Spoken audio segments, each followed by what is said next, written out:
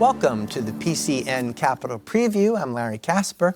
The PA House agenda is our topic today. You can join our discussion by calling us at 1-877-PA6-5001, or you can text us at 717-219-4001.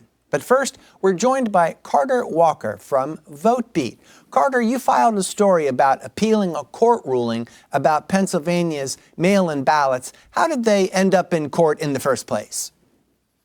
Yeah, thanks for having us. So Pennsylvania's mail-in ballot law, Act 77, has been being litigated pretty much since it went into effect in 2020. If you recall, in 2019, the Republican legislature passed a law that said voters no longer needed an excuse if they wanted to vote by mail, and set up this new version of voting by mail in addition to the absentee balloting that we've always had. After that law got passed in 2020 during the pandemic, it obviously became very popular to vote by mail and not have to go into the polls. But Republicans like President Donald Trump began attacking it as unsecure. And ever since then, we've kind of been in this cycle of perpetual court cases. There was one in 2021 out of Lehigh County that eventually made its way all the way up to the Supreme Court before being struck down as moot. And then in the midterm elections, we had another one start up from the NAACP trying to invalidate the requirement that the envelopes these ballots get returned in have a handwritten date on the return envelope. NAACP and others have argued that violates the Civil Rights Act, and that's the case we're dealing with now.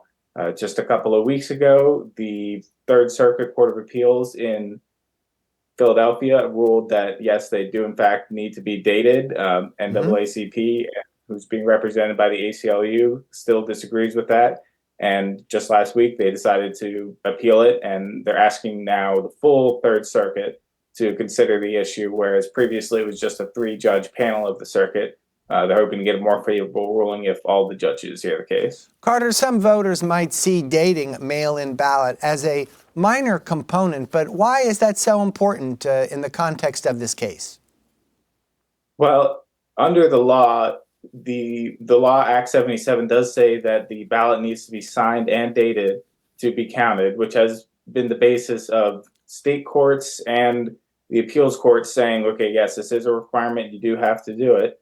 But during the course of this case, NAACP and the opposing parties had gotten testimony from elections directors around the state who say that the date doesn't really serve any purpose for them carrying out their job. When a county receives back, well, first, when a county sends out its ballot, obviously the county knows what time that it sent out its ballot. And then when they receive it back, these envelopes, if you've ever voted by mail, they have a barcode on them that the county is scanned into our voter roll system. So the county knows, regardless of what the date on the envelope says, the county knows exactly what date it received it back.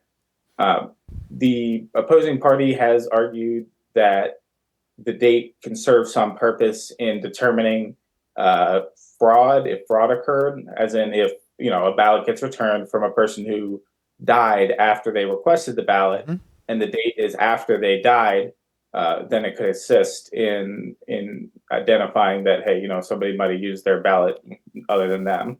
Well, let's consider the election in 2022, Carter. Approximately how many mail-in ballots were rejected? In other words, what was the impact on the outcome of that election? Yeah, at the time of the election, I believe the Department of State had said 8,000 ballots were rejected for dating or signature issues. During the discovery process for this case, I think the ACLU determined it was a little bit higher at about around 10,000. But suffice it to say, thousands of ballots get rejected for this issue each election. Now that the ruling is being appealed, Carter, in this case, why does the ACLU think the judges got it wrong? Well, the basis of their argument has been centered around a provision in the 1964 Civil Rights Act known as the materiality provision, which says that you can't deny a person the right to vote or register to vote because of something that doesn't have any bearing on whether or not they're an eligible voter. And this was meant to prevent the kind of literacy tests that were barring African Americans from voting in the Jim Crow era. But there's this portion of that statute that says, or other acts requisite to voting. And that's really what this case is coming down to.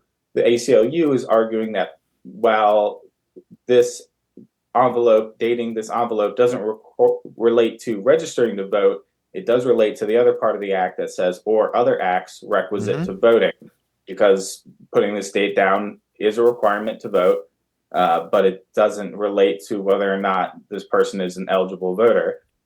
So they feel that it violates the Civil Rights Act. One panel of the Third Circuit judges agreed with them in 2022, sorry. One panel now a couple weeks ago did not agree with them. And I think that's why they think it's appropriate for the full panel, for the full court to consider it. Carter, last question. We have less than a minute left. The primary is on April 23rd. What is likely to be the law in Pennsylvania regarding dates on mail-in ballots, considering the difficulties in court? Well, definitely the law for April 23rd is going to be date your ballot. The guidance from the Department of State is to date it with the current date, which I take to mean the date that you're signing it and mailing it back. Don't put your birth date. Don't put the date you registered or any. They've made some changes to the envelope to try and cut down on that. But at least for this election, going to have to date the ballots. All right. Thank you, Carter Walker from VoteBeat. Thank you. More PCN Capitol Preview after a short break. Welcome back. Our guest is Representative Russ Diamond, Republican from Lebanon County. Among the items on the House agenda is a bill that addresses distracted driving. How would it affect a driver's use of their mobile phone? Well, what the bill would do is it would make it a primary offense to talk on your handheld phone anywhere in Pennsylvania while driving a car. There are a few exceptions for like dialing 911 or something like that. This is a problematic bill, the proposal that went through the House without my vote, because it's a primary offense.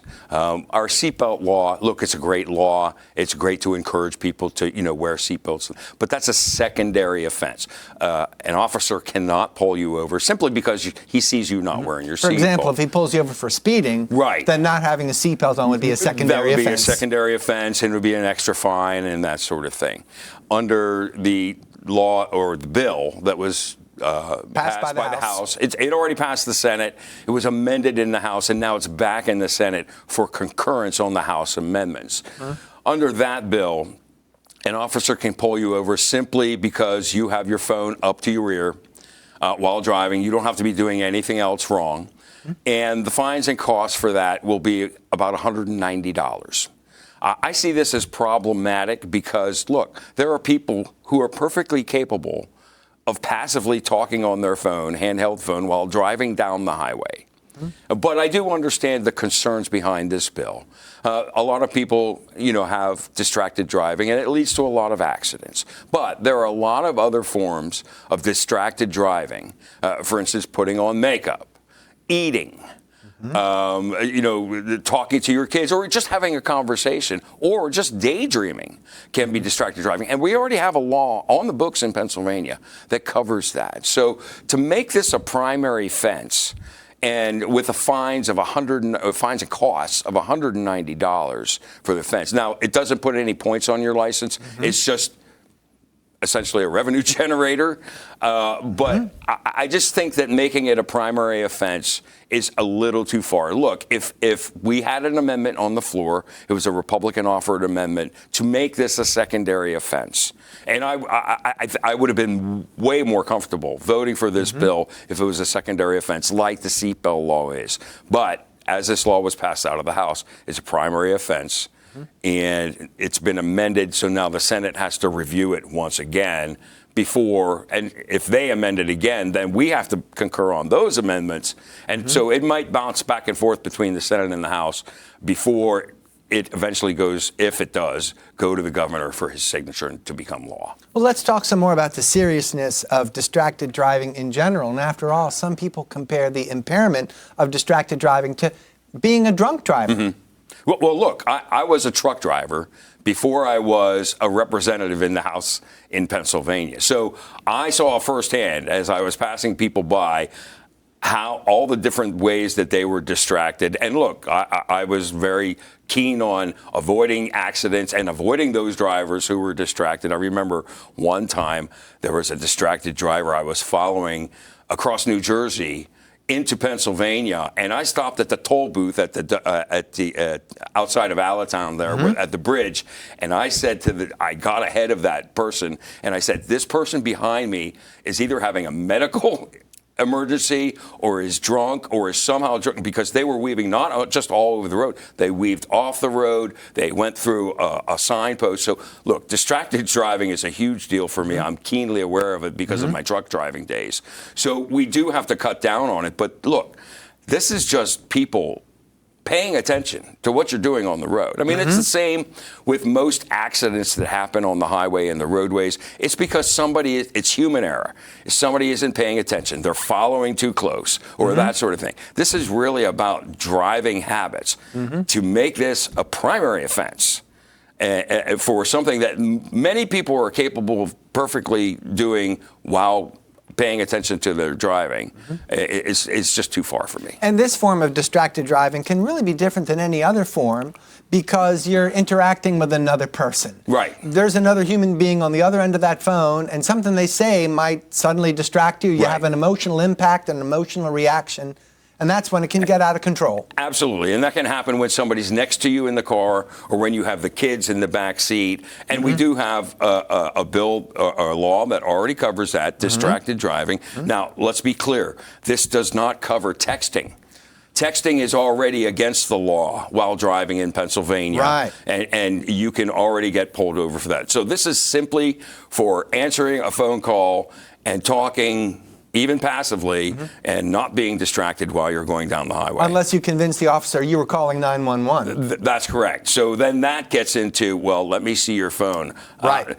People have hesitancy about handing their phone to anyone. So there's a whole privacy issue that gets wrapped up in that kind of thing where the officer's going, well, I was doing this with my phone. Well, let me see your phone. Well, my whole life's on my phone. You know what I mean? So, I sure do. And I understand why people would be hesitant about that sort of thing. So trying to prove to an officer that you were doing one of the few exceptions that are allowed under this law is going to be problematic. Now, how about GPS? Is that addressed in the bill? What if you tell the officer, well, I was just listening to my directions given on the GPS? Well, I believe in the bill as it passed out of the House is that you're allowed to have your phone mounted somewhere and be able to tap it to say, oh, zoom in or something like that. But it's like a single tap.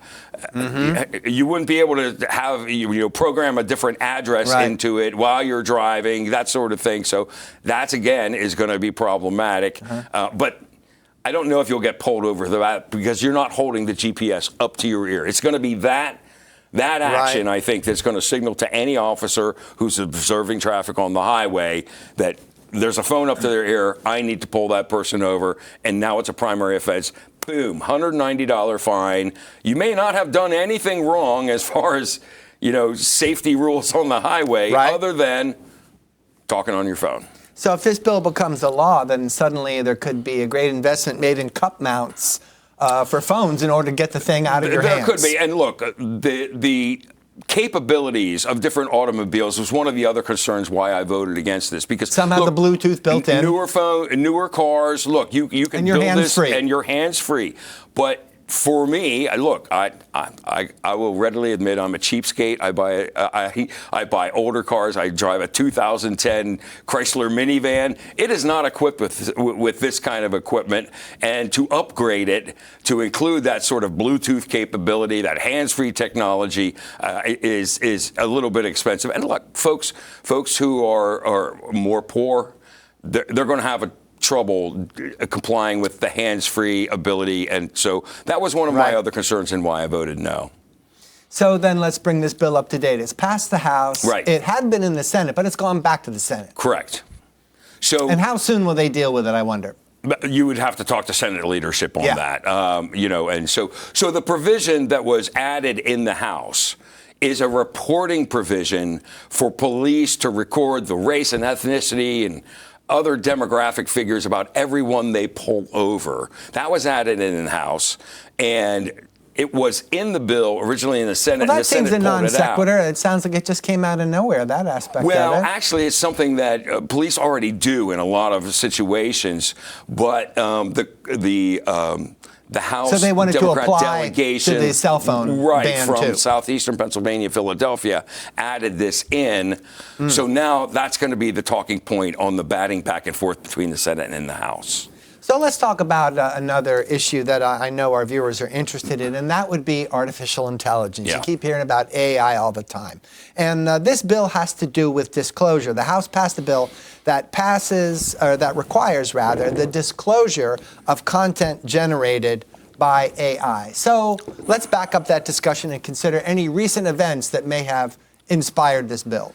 Well, I'm not sure exactly what the inspiration was behind this bill, but I have seen, and this is in the political realm now, I have seen a lot of advertisements that use an AI-generated voice of someone famous, including former President Trump, current President Biden, and it lends a bit of authenticity to whatever message, or Joe Rogan, and the famous even some podcaster. credibility. That's right. It lends credibility to people who are doing things that I would consider to be not really above board. I have seen someone.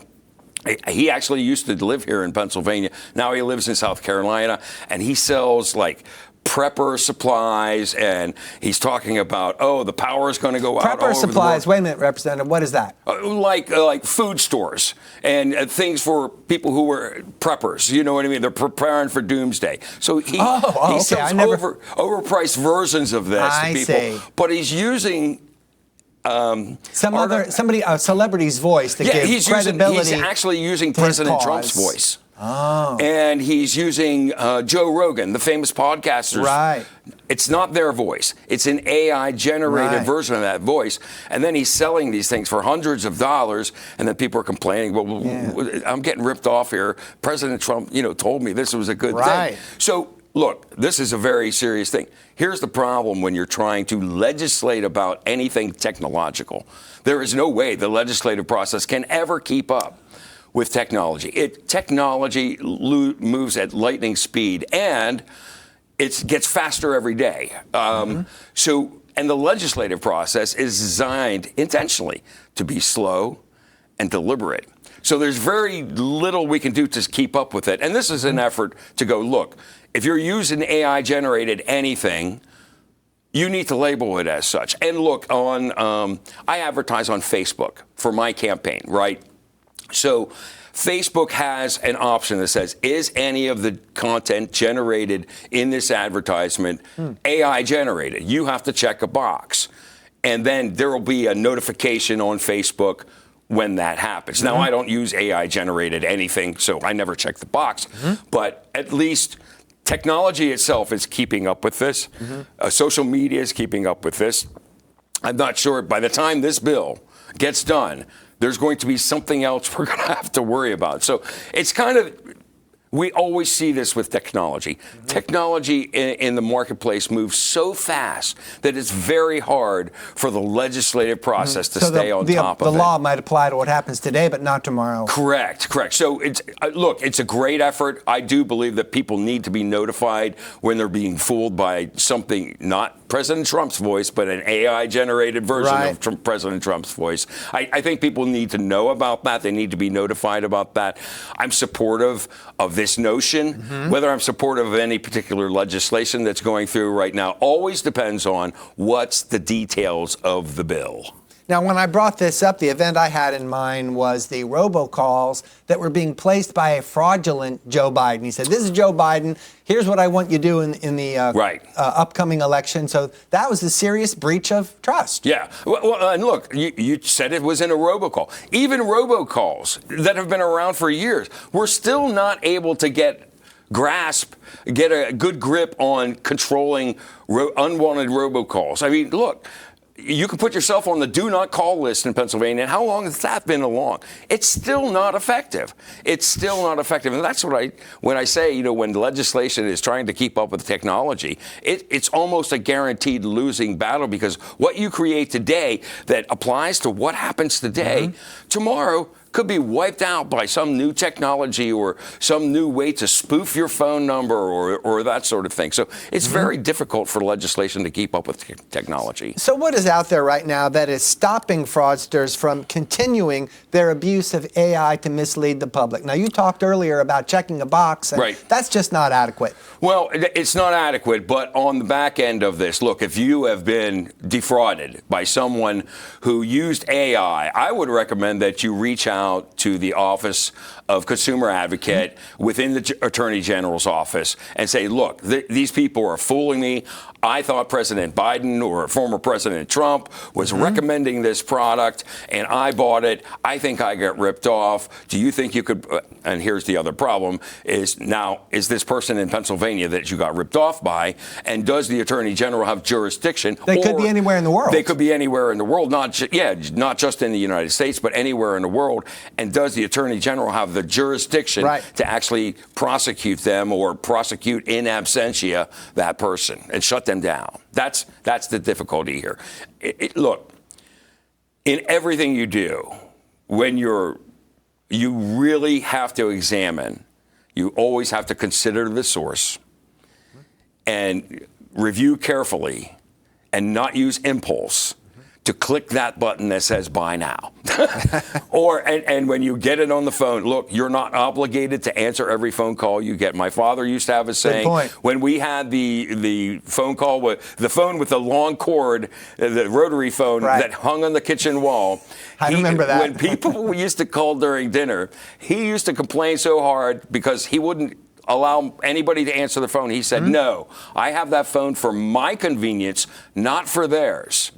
So, and that's something I keep in mind. I see a number that I don't recognize on my phone, I let it go to voicemail, and I think that we have to take responsibility over the technology that we carry as well. Yeah, sometimes answering the phone used to be a matter of courtesy. Now you ought to think about rejecting calls that waste your time. Absolutely. Look, when I was a kid, answering the phone was like, oh my gosh, someone wants to interact with me. Now I'm flooded with people who want to interact with me, and it's not just because I'm a legislator. All right, here's some interaction from one of our viewers, and it's a call from Robert in Clearfield. Go ahead. Hi, gentlemen. Given how adversarial nations are using advances in technology, particularly AI, with the obvious and deliberate intent to harm the interest and security of the American people, are states pretty much handcuffed in terms of limited to what they can do, and is it going to require a far more aggressive U.S. approach in terms of protecting American technology and its product and services? So I'm just to see what you think that what the states can individually do. What are other states doing? Can we learn from their example? We can always learn from the experiments in democracy that happen in the other 49 states. But I think Robert made a great point, is that when you're talking about foreign actors and hostile actors, this is really more of a national issue that needs to be held on the federal level. I mean, when he was talking, I was thinking about Israel has this Iron Dome of defense, for actual missiles and that sort of thing. Over their country. We need the same sort of kind of Iron Dome over the United States against foreign actors operating in cyberspace. So it's really tough. What we can do here, what states can do, is we can offer protections for our consumers who live here. And we can attempt to say, if you want to do business in Pennsylvania with Pennsylvanians, here are the things that you must abide by. Whether that applies when somebody doesn't abide by them, again, comes down to how easy is it to prosecute that someone who may be breaking any law that we try to set up on this. Last question about artificial intelligence, Representative. Before November's election, how's the climate here? In other words, do you expect that there will be more robocalls impersonating candidates? I think as technology advances and people perfect it, it's going to get used more and more and more. I am frankly flummoxed and blown away by the ability of AI to mimic someone else or to mimic reality. I've seen AI created pictures of President Biden and former President Trump together at Thanksgiving dinner. Right. And they are so photorealistic, I could never tell. So you used to be able to tell when somebody graphed a head on a photo, but not anymore. Yeah. I mean, technology has advanced so fast. And again, I'll caution you, legislation cannot advance nearly as fast as technology is able to in the free market. So it really is, I think we're going to see an explosion of it this year. I won't be employing it in my campaigns anywhere, and I think that when somebody does, they should tell you up front.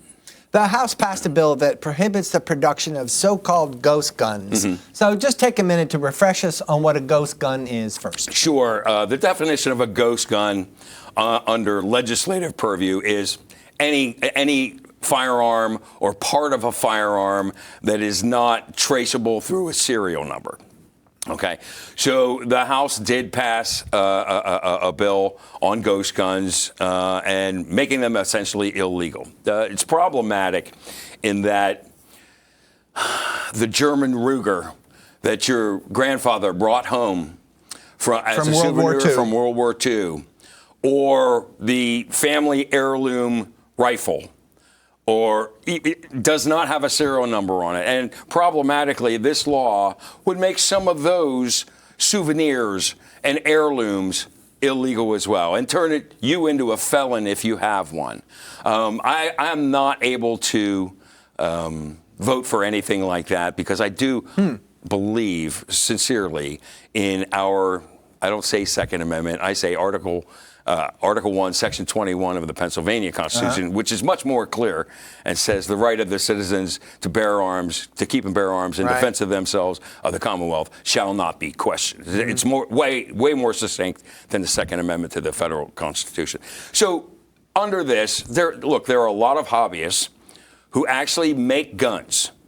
They don't do it some of them don't even do it to go and shoot the gun. They just like the art of creating a precision piece of firearm that it's beautiful. They take a lot of pleasure in that. So this would criminalize that behavior as well. Look, I understand the concerns behind getting guns off the street and out of the hands of people who shouldn't have guns. But we already have a lot of laws on the books in Pennsylvania and federally regarding people who shouldn't have guns. We ought to be able to enforce them a lot better before we try to go after these things that are going to really impact that hobbyist, that collector, your family heirlooms, and your grandpa's souvenir from World War II. Do we have at least a rough idea of how often ghost guns are used in crimes? I've never seen any figures on that. I mean, certainly just because of the political slant of the mainstream media, when it is used, it's highlighted in the headline. When an untraceable gun is used, it's highlighted in the headline of that. But I've never seen any real statistics on it. So if grandfather does have a souvenir Luger from World War II in his possession that does not have a serial number, that doesn't become a problem until it's used in a crime. Well, maybe. We don't know. I believe under this law, just the possession of that is going to be considered a violation of the law. So what's the governor's position on ghost guns, especially given his previous experience as Attorney General? I believe if he would get this bill on his desk, he would sign it into law because he has said unequivocally he is against ghost guns. Although you may remember that when the governor was Attorney General, the office actually made a ghost gun. They manufactured. Is that right? Do you not remember that? No, what happened there? Yeah, there was, I don't know what they were doing, but... Who made the gun? Government? It was somebody within the Attorney General's office, was trying to demonstrate how this is a violation of the law already, and they did it, and gun rights defenders were pointing out, you just did something that was against the law. And I apologize for not knowing the details or the date specifically, but I remember that happened while our current governor, was in fact the Attorney General. Maybe somebody in the audience who is more memorable about that event can call in and remind us of that. Yeah. Yeah, that would help. If there's a caller out there that knows about this situation, enlighten us with some details. In the meantime, Representative Russ Diamond, we're going to give you a break for a minute while we look at program notes for PCN.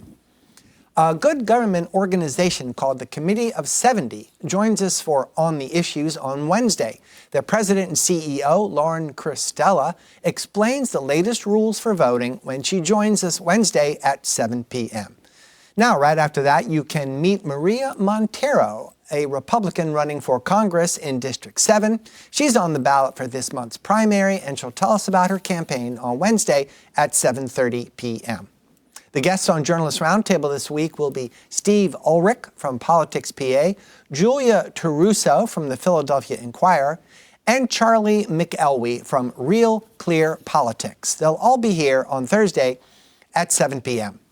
Join PCN for live coverage of the primary election next week. We'll have results, interviews, and commentary from political analysts on Tuesday, April 23rd at 8:30 p.m.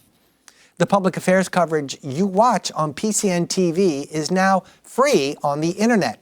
Go to PCNTV.com and check out our streaming service, PCN Select.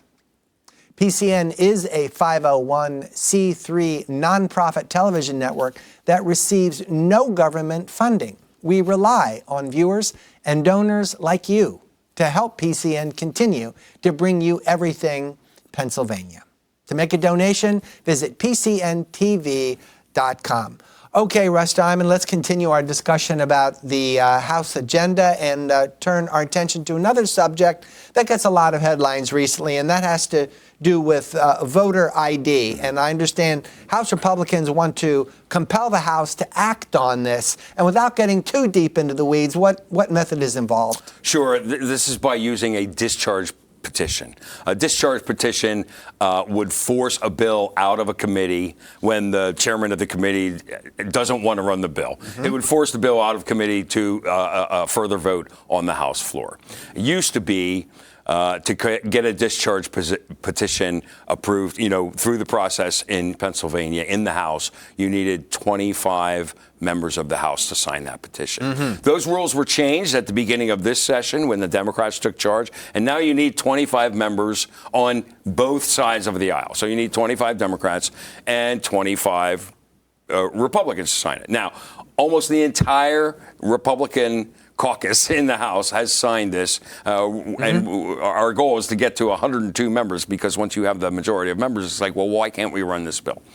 22 Democrats have voted for voter ID in the past, so we're waiting for them. Quickly, what does that consist of, voter ID? When would a voter be expected to produce their ID? Sure. Currently, under Pennsylvania law, if you're voting at the first time at any polling place, you must show some form of ID. Yep. Under the bill that we're looking at, it would be in the Constitution that we do require voter ID for all voters at all polls at all times. That's basically the difference. And look, 74% of Pennsylvanians support voter ID at all the polls at every election. And this is a cross-section of Republicans, Independents, and Democrats. Very few people, very few issues in Pennsylvania do 74% of the people who agree on. So it sounds like you think it's a good idea. Why? I think it's a good idea because it's going to rebuild the confidence in elections that we need to rebuild here in Pennsylvania. That's one of the biggest things we've seen in the last few years, is that people are now talking about declining to vote at all because they just don't have confidence in the electoral system. If this would help to restore that confidence, that's a great step forward. And we did after the 2020 election, we had a billion hearings in this House State Government Committee, and we put together a comprehensive election reform bill. It was House Bill 1300. It passed the House, it passed the Senate, and it included voter ID. But former Governor Tom Wolf vetoed it. particularly because it included voter ID. Now, a couple weeks later, he changed his mind. He said, well, I could go for voter ID. Well, yeah, but you just vetoed the law and that law that bill would have actually fixed a lot of the other problems that we have in our electoral system that cause those questions and those doubts that are making people maybe consider not voting at all because they don't think their vote counts. And that's a dangerous position to be in. We need as many people participating as possible. And in order to do that, you need to have confidence in your elections. And if everybody's going to feel better because we have voter ID, and also in House Bill 1300, we actually provided a free ID to every registered voter in the state. So there was no problem with, I can't get a voter ID. We would have mailed one to you from the Department of State. So there was no issue with, somebody who's, inner city or poor or what have you, not being able to get it. They would have gotten it mailed to them. So we think it's an issue whose time has come. 74% of all Pennsylvanians, regardless of political affiliation, support it. And it's just time to get it done. They support having voter ID. They do. And as far as you're concerned, is there a deadline for acting on this bill? Now, obviously not for the primary. That's only days away. But it's at least 6 months until our November election. Might voter ID be in place by the general election? No, because this is a constitutional amendment, which, you remember, has to pass the General Assembly in 2 consecutive legislative So the legislative process is really much longer. That's correct. It is way longer than that. Now, look, the Democrats who are in charge of the House today, they could offer up a bill that's voter ID alone. They're in the majority. They control the session. They control what bills run. They could run that bill today and send it over to the Senate and satisfy those 74% of Pennsylvanians who believe this is what we should do in Pennsylvania. Now, you're the minority chairman of the House Gaming Oversight Committee, so right in your wheelhouse, I think, is the recent subject of skill games, and that comes up every once in a while. And I always find it very useful, even essential, to go over the definition of a skill game, at least as far as you lawmakers are concerned. Sure. So under the Pennsylvania's Gaming Act, we are allowed to regulate games of chance. And that means slot machines, table games like blackjack and, even roulette wheels. Any games of chance, we have oversight over in the General Assembly under the Gaming Act that was approved in 2004, now 20 years ago. We are not approved to regulate any games of skill as opposed to games of chance. So there is a number of brands of machines that have come, and you may have seen them at your convenience store, at your local tavern, maybe in your private club or other places that they resemble a regular slot machine or an old video game. The difference with them is that, and courts have agreed with the company on this, is that these contain elements of skill significant enough to take them out of the realm of the games of chance that we can regulate. So the player makes some decisions that influence the outcome? That's correct. That's correct. And it's not like it doesn't have a random number generator inside like a modern slot machine would, that it's willy-nilly chance. So these games have now been showing up in Pennsylvania. They're currently unregulated.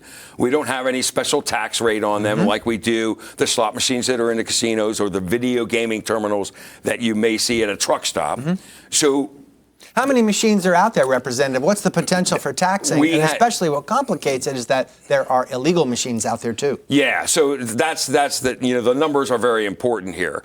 We had a major manufacturer of these machines come before the Republican House Policy Committee, and they estimated that they have 12 to 18,000 of their skill machines that they've legally been ruled as skilled machines out there. Would that be pay-somatic? That would be pay-somatic. That's correct. But there are other estimates that tell us that there's anywhere between 70,000 and 100,000 other kind of machines elsewhere in Pennsylvania. And those machines then would be illegal games of chance that are they may be disguising themselves and even labeled as a game of skill, but they're not because they have a random number generator in them. So the bailiwick now is the Paysomatic and the other games of skills manufacturers, they have asked us to regulate and tax their industry because they understand that those other machines that are illegal games of chance are bad. And we want to get those off the streets. And we do want to get those off the streets because we don't know, anybody who's doing that illegally. We don't know if they're exposing kids to it, that sort of thing. So the industry has come to us and said, tax and regulate us, which you don't get from many industries at all. But they realize that we're at a point now in Pennsylvania where, look, we have to do something. The question is, who will regulate it and how heavily would we tax it? That's the discussion we're having in the General Assembly now. Now, Governor Shapiro, in his budget address, believed that if we regulate them, and I believe he recommended that we regulate them through the Gaming Oversight Board at a tax rate, I believe, of 42%. I think he said the revenue generated would be $300 million or something like that. We are not sure how he came up with that math. But at any rate, it's advancing this ball forward. So now people are talking about this. There's an argument. There are people who want the Department of Revenue, which handles the lottery, to regulate these machines, and there are other people who believe that the Gaming Control Board, which handles slot machines, should be overseeing this. Yeah. There's a question. There's difference of opinion over what the tax rate should be. There are people who believe, it should be as low as 16%. And there are others, particularly the casino industry, who would say, hey, we're paying 54%. They should pay 54% too. I think probably the reality is we're going to find something in the middle. But at least now, since the governor's address for the budget, we are seeing some action on this now. We have a number of different members of the General Assembly come up with different bills, different ideas, and we're getting together with them. Now, as the Republican chairman of the Gaming Oversight Committee, and I've been a member of this committee ever since I first got elected in 2014, so I've been following this issue for a long time. The thing about it is, I don't have the power, because we're not in the majority, to actually call a meeting. So I am waiting on my counterpart, Pat Harkins, representative from Erie, who's the Democrat chairman. And I work closely with him. We get along really well when we're trying to figure out, okay, when are we going to move some legislation? The Senate, the counterpart committee in the Senate is also doing the same thing. So it's kind of like, well, who's going to come up with the bill first and bounce it over to the other? Because all these things, there's a lot of stakeholders in this. And some of the stakeholders don't like each other. So it's a matter of we have to be the referee now and say, okay, we're going to be the adults in the room. We're going to figure out how we're going to do this. And, we'll talk to you along the way. And I've had conversations with all the stakeholders in this game because there are other people involved, too, when you talk about casinos and what might impact them. You're also talking about horsemen and agriculture because, the slots came to ostensibly to support the horse racing business, and that impacts agriculture. On the other side of it, when you're talking about these skill machines, you're talking about machines that are in places where they've allowed those employers, those businesses, to afford 401k programs or medical insurance programs for their employees when before these machines were there, they may not have. So there's a lot of players in this realm, and we need them all to be at the same table and be on the same page, and that's always tough in Pennsylvania. Now, the governor has his own estimate as far as projecting revenue, and often the Independent Fiscal Office has something to say about the governor's estimates. In other words, often the IFO's numbers are different than the governor's. Have they looked into the potential revenue of skill games? I have not seen a detailed thing from the IFO on this. And if they've provided one, it hasn't gotten to my office yet. I would love to see one. But you need a lot of details because if you're going to figure out how much revenue could generate, you have to figure out, well, how many of these machines are we going to allow? Where are we going to allow them? And, in fact, what, in fact, is the tax rate? I don't know how the governor's come up with $300 million from 42% tax rate. I don't know what other numbers he's using in that formula, and he hasn't provided them to us. So what makes a skill game legal then? As far as I can tell, it's the manufacturer of the game. Like, for instance, if it's made by Pacematic, it's automatically legal and others are not? How does that work? The court rulings that have come down on this are not based on the brand of the particular brand. Another company could manufacture a game that would fit the same description that the courts have said. The issue is whether an element of skill is key to determining whether a player wins or not. That's the key thing that came out of the court. Well, then if that answer is no, then they're all illegal, right? If that answer is no, that would be correct. And that would apply to those, those not the 12 to 18 that already fall under the skill rule, but those other ones that have random number generators in them and are essentially just illegal slot machines. And look, we have a problem in Pennsylvania that we have people who are getting not just the skill games, which are clearly legal, but these illegal slot machines, and they're putting them all in one place.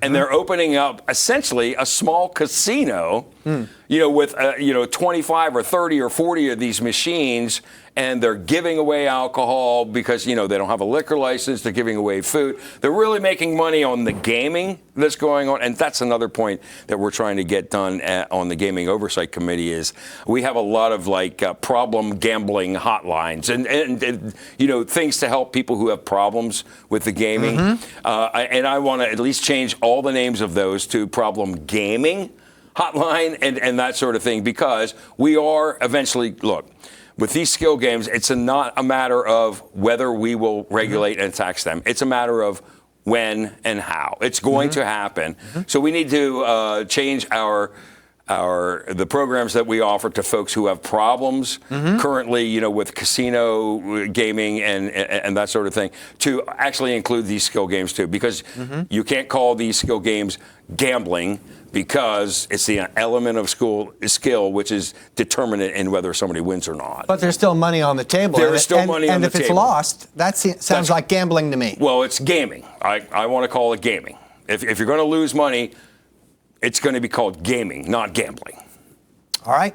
Let's consider, we have a few minutes left in our show, Representative. What else has come on your desk as the minority chairman of Gaming Oversight Committee? And give us an update on programs that are already in effect now.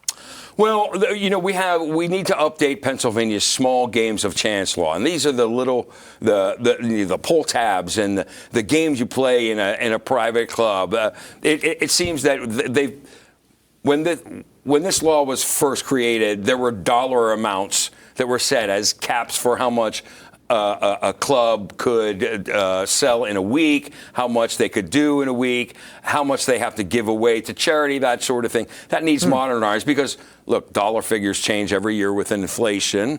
And, some of our private clubs, which benefit fire companies, volunteer fire companies, they have a real problem getting volunteers. Raising funds and getting volunteers. So we want to be able to do anything we can to benefit those volunteer first responders who are so desperately needed to be supported in Pennsylvania. And they found ways during COVID. For instance, one of the things is during COVID, we kind of gave a pass to some of these organizations to do like online raffles.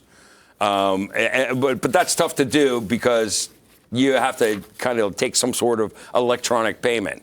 So we allowed for them to do that during COVID, during the shutdown, so they could, because they couldn't run their bingo program. It was hard for them to do the subsale, that sort of thing. And they found out that is way more lucrative for supporting their fire company than doing the subsales and the bingo.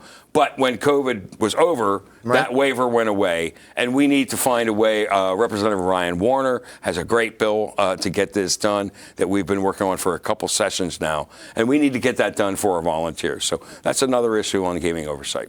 Last question, Representative. What else do you look forward to working on that you expect the House to be addressing soon? Well, I think that the House will be addressing, and again, we as Republicans are not in charge, but I think we're going to be looking at recreational marijuana. And I'm a hard no on that right now because I was very instrumental in getting the medical cannabis bill passed in 2016, my freshman term. I think a lot of mistakes have been made in that program, and I think that we owe it to our patients in order to fulfill the promises we made to them in 2016. Tell me briefly how you would fix medical marijuana right now. Well, the crown jewel of that bill was a clinical research program, which just hasn't happened yet. So we need the industry and the Department of Health to focus on that. There are other problems with the industry as well. We've had a lot of big out-of-state conglomerates come in and force the smaller guys that we got involved at the very beginning who were Pennsylvania-based out of business. There is some limiting of competition, and it's harmed at least one employer I know of here in my county of Lebanon, we have a grower processor there whose sales have been reduced by 80% because it's hard for them to get their products into the dispensaries that now these out-of-state conglomerates own. We did pass Senate Bill 773, which allows them to have dispensaries of their own so we can kind of level that playing field. But now it's my understanding that the Department of Health is like raising the hurdles for them to cross to get those licenses. So we have a lot of issues to address on that program before I'm even willing to talk about recreational marijuana in Pennsylvania. Our guest has been Representative Russ Diamond, Republican from Lebanon County. Thank you very much. Thank you. PCN's Francine Schertzer talked to Joe Dorsey about child labor laws. We're joined today by State Representative Joe Dorsey. You're sponsoring legislation that would give child labor victims restitution. Tell us a little bit about your proposal. Yes, thanks for having me, Francine. So House Bill 2118 would very simply direct those monies collected by the Department of Labor and Industry on these labor violations. It would direct those monies to the actual victims of the violations or the citations rather than just the general fund, of the state. I think if you polled Pennsylvanians and you asked them, hey, on a scale of 1 to 10, how wisely is the money in the general fund appropriated? You might get a 2 or a 3, or, I didn't do that survey, so don't quote me on that. But on the other side of the token, if you asked Pennsylvanians, these monies that are collected from this victimization of these children, do you think that should go to actually benefit them or just go into the big pot in the state? I think most Pennsylvanians would agree that it's the right thing to do. It's just to make a reasonable effort to have those monies go straight to the victims. So just to be explicit for those that may not be familiar, can you explain what currently happens if a child labor infraction is found and how that money is utilized?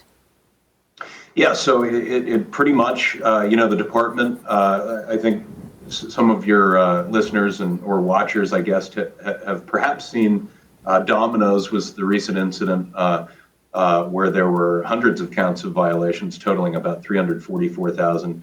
The offenses ranging from not having the proper worker permit for the minor, failure to provide breaks, working out of the 7 a.m. to 7 p.m. legal hours.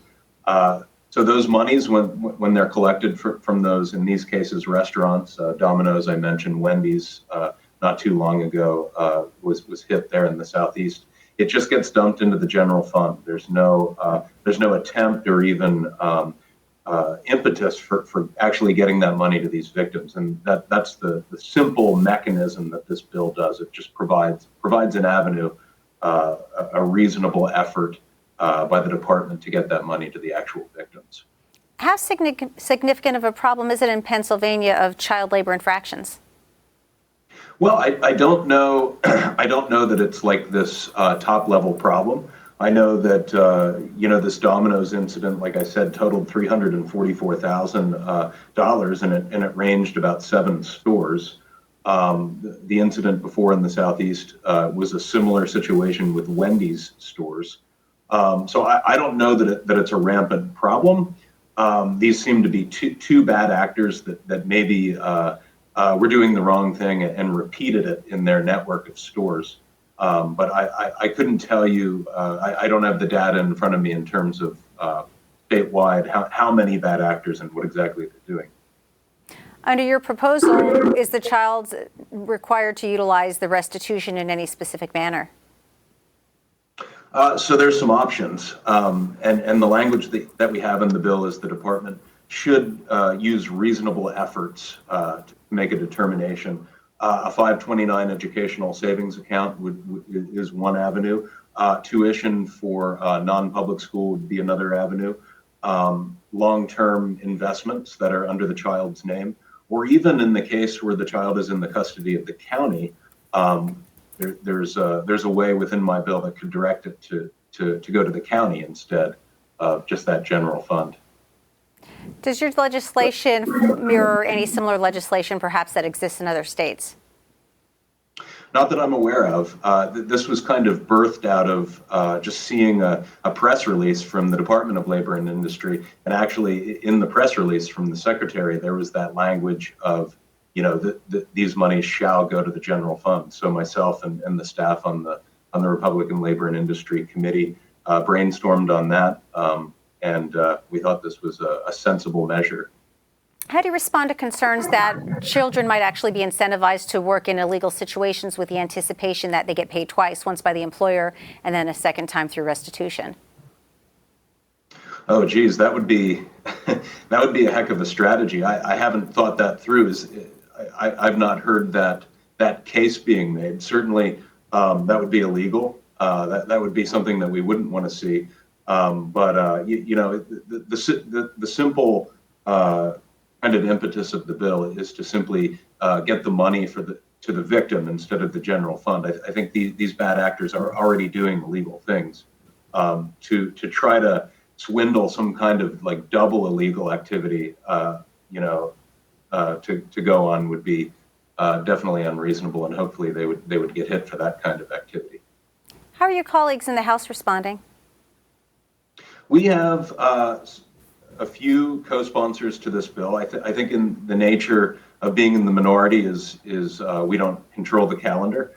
I sit on the House Labor and Industry Committee. I can't say that I've had a discussion on this bill yet. We just introduced it probably 2-3 weeks ago. I plan to have a conversation with Chairman Dawkins because I believe, Francine, this is a pretty cut and dry bipartisan avenue for just doing what's right. I can't really anticipate any stakeholders or my colleagues on the other side of the aisle to oppose it. So we're hopeful headed forward. And once again, where's your bill in the legislative process? So it's been referred to the Labor and Industry Committee in the House. Representative Joe Diorsi, thank you for joining us today. Thanks so much. Here's a reminder about on the issues this week. A good government organization called the Committee of 70 explains the latest rules for voting on Wednesday at 7 p.m. Then right after that, you can meet Maria Montero, a Republican running for Congress in District 7. She'll tell us about her campaign on Wednesday at 7:30 p.m. That's it for the PCN Capitol Preview. I'm Larry Kasper. Thanks for watching.